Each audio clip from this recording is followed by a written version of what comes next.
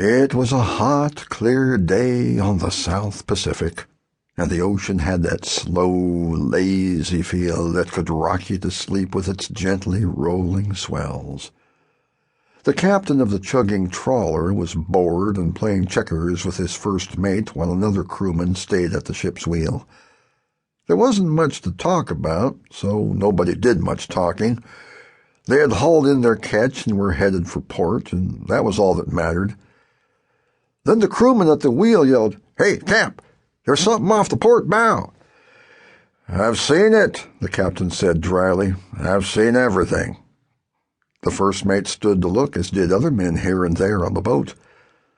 "You haven't seen this?" said the first mate. "I'll wager I have," said the captain, getting up from the checker game. "And now I'll see it one more time, and you'll not be at any advantage for being away from our game. Mark my words, The words stopped short in the captain's mouth. Something was out there. "1 quarter ahead," he said finally. "Rudder to port. We'll heave to." The tired and rusty trawler turned lazily to the left and pushed slowly through the water, getting closer to what looked like a tangle of boards and driftwood. Through binoculars, the captain saw it clearly. There, out in the middle of absolutely nowhere, floated a very small, battered, wave-washed raft made of boards, logs, trees, rags, anything. In the middle of the raft, lashed to one bleached and bent mast, was a man. He was not moving. "Easy now," said the captain, and the engines shut down completely. A ladder was lowered over the side, and 2 crewmen clambered down. They dangled from the ladder by one hand and one leg and let the blue-green, foaming water pass slowly under them. Then, when the little raft came slowly by, one dropped onto it and caught a rope tossed by the other. The raft was quickly secured to the trawler. But the report was not good. "He's dead, Cap!" the crewman shouted, his voice tinged with disgust. "We'll have a look at him," ordered the captain over the rail. They hauled the body on board. It was cold and stiff, and the clothing was ragged. "Looks like a native of one of the islands near here," said the first mate. Said the captain thoughtfully, examining a strange medallion around the man's neck.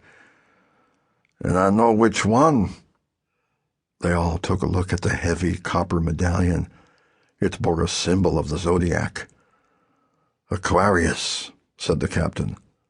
"There really is such a place?" a crewman asked. "Whether or not you want to believe it," the captain answered. The first mate suddenly bent to look at the man's feet. The expression on his face made all the others follow suit. "The hairs are singed," said one. "Yeah, Aquarius it is for sure," the first mate agreed. "Then a legend, a rumor, a tall tale has fallen right into our laps," the captain said. "And now I'll wager it wasn't the sea that killed him." "Then what did?" a crewman asked. "Whether or not you want to believe it," said the captain in a low voice, his eyes glued on the dead man, "it could have been a curse, or a spirit, something dark and altogether unkind.